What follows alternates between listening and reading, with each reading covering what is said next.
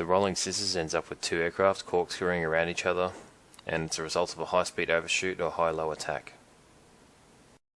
To perform the rolling scissors, the defender pulls back to force the overshoot, then rolls his lift vector towards the attacker, and then you pull back on the stick to bring the nose onto the attacker. If the attacker responds in kind, then they will barrel roll around each other for a rolling scissors. Now when I mentioned lift vector, that's the arrow there, so imagine pointing that at the enemy aircraft. Okay, right now I've got SC5 diving on me, so I pull up to force him to overshoot, and as I'm climbing I start rolling my lift vector towards him, and he goes over the top. And we're climbing again, rolling our lift vector towards him, coming down.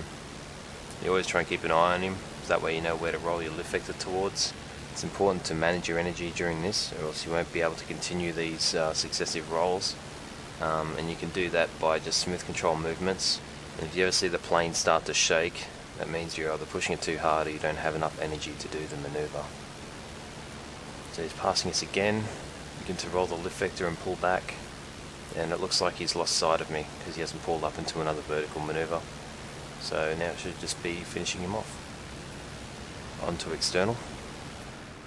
Alright, as you can see, I'm about to pull back to force the overshoot from the SC5. So I begin my climb, roll towards him, and then I'm diving.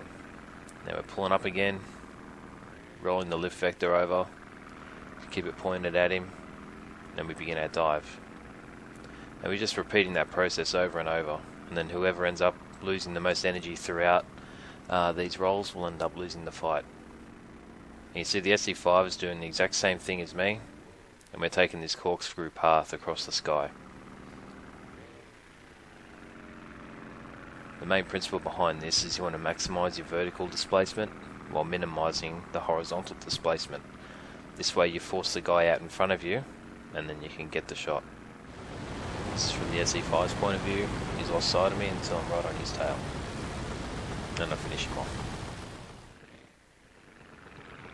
That's how you do the rolling scissors.